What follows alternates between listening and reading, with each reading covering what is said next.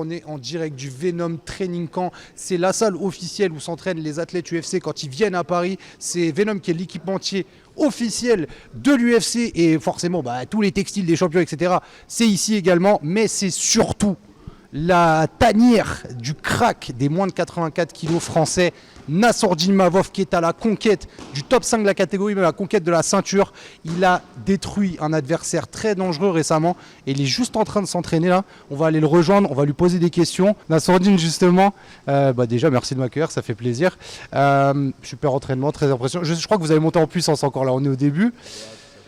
Je voulais te demander, qu'est-ce que là, après quelques mois, tu as pensé de ton combat face à Dolidze? Parce que c'était un adversaire dangereux qui, je pense, on le sait, chez les 84, il n'y a pas beaucoup de gens qui voulaient le prendre.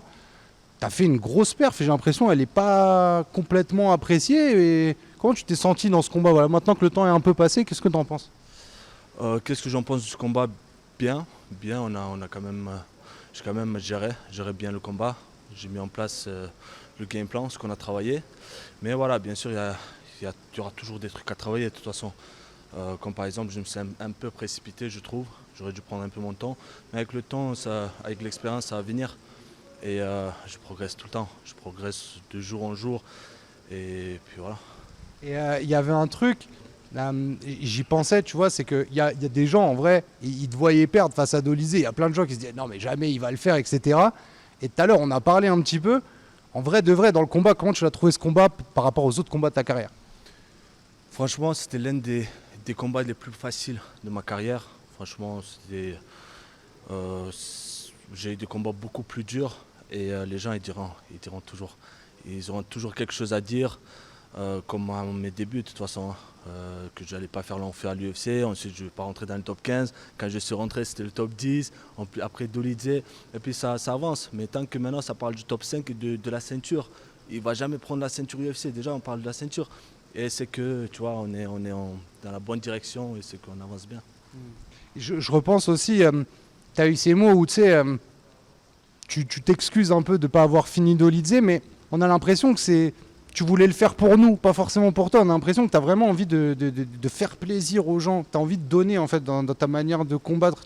C'est ça, ouais. Enfin, tu peux expliquer pourquoi tu as eu ces excuses-là? C'est vrai que moi je me suis dit, mais Nassourdine, tu viens de tabasser un mec du top 10, t'excuses pas frérot, t'as gagné, tu vois. Ouais, parce que c'était l'attente de ma part. Tu vois, il y a énormément de gens qui me suivent quand même.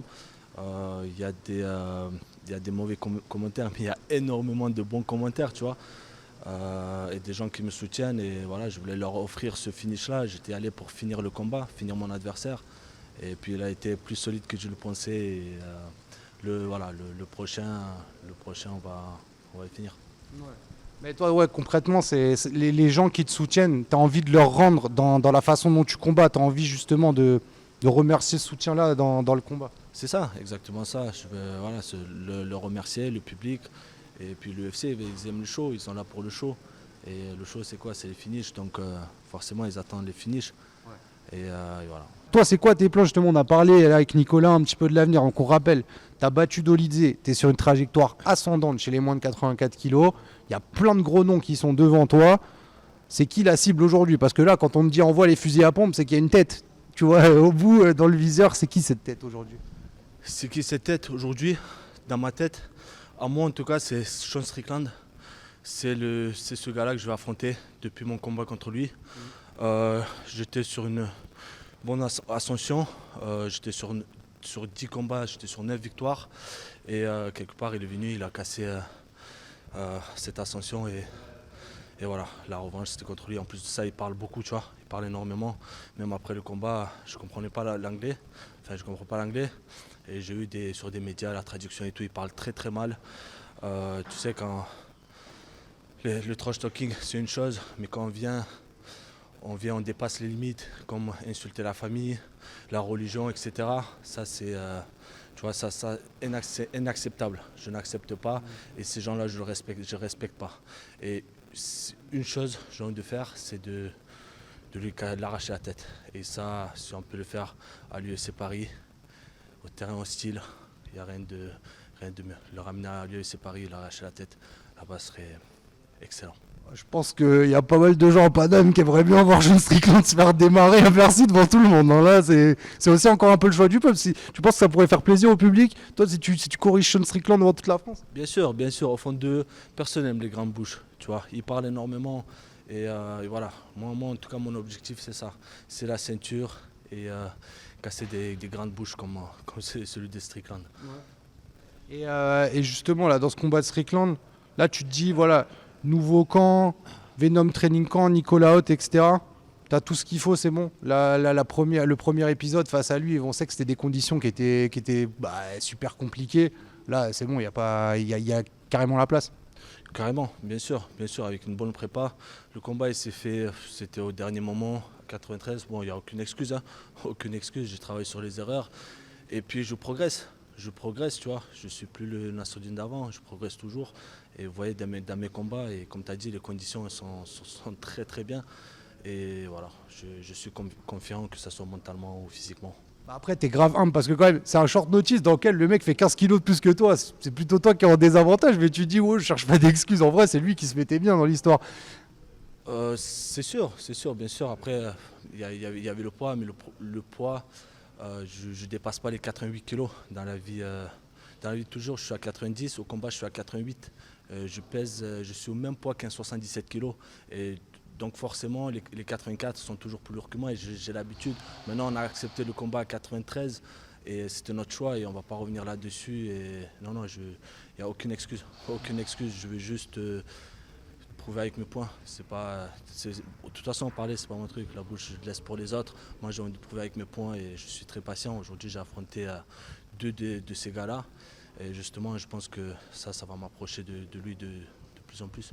Et justement, t'as ce côté où ouais, t'es pas dans le trash talk, t'aimes pas les mecs qui dépassent les limites. C'est un truc que, on le voit en fait, tu le comprends pas. Ça se voit que tu captes pas pourquoi les mecs qui font ça.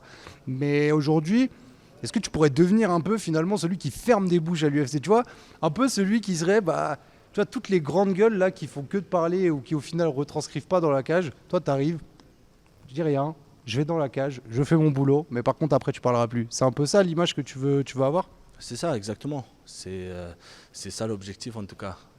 Surtout, ça me motive les combats comme ça. Et maintenant, on a sur notre viseur, on a un gars qui parle énormément. Et c'est Sean Strickland. Et c'est pour ça mon objectif, c'est ça. Maintenant, si le prochain, c'est pas lui, on va taper tous ceux qui pour arriver jusqu'à lui. Ouais. Tous les prochains, on va accepter tous les combats, ceux qui nous rapprochent de lui. Aujourd'hui, il est numéro 2, je crois, il est dans le top 5. Et tant mieux, c'est encore mieux. Ouais. En fait, il est là pour muter les combattants qui parlent trop. Tu vois, il coupe le son direct, c'est bon, plus de son, plus d'image.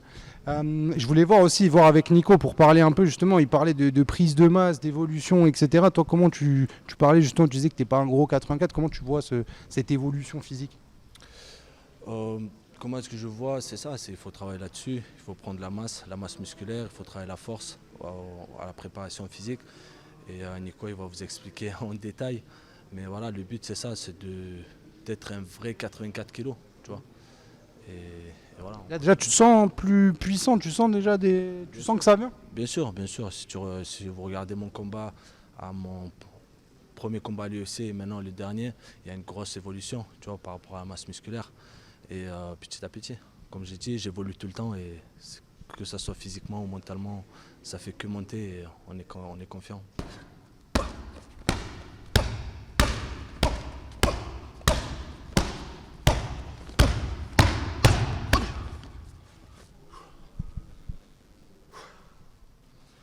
Sean Strickland, je t'attends à l'UFC Paris. Si t'es pas un lâche, viens au terrain hostile. Vas-y. Wesh. Non mais... Ah gros, ça va très très vite hein.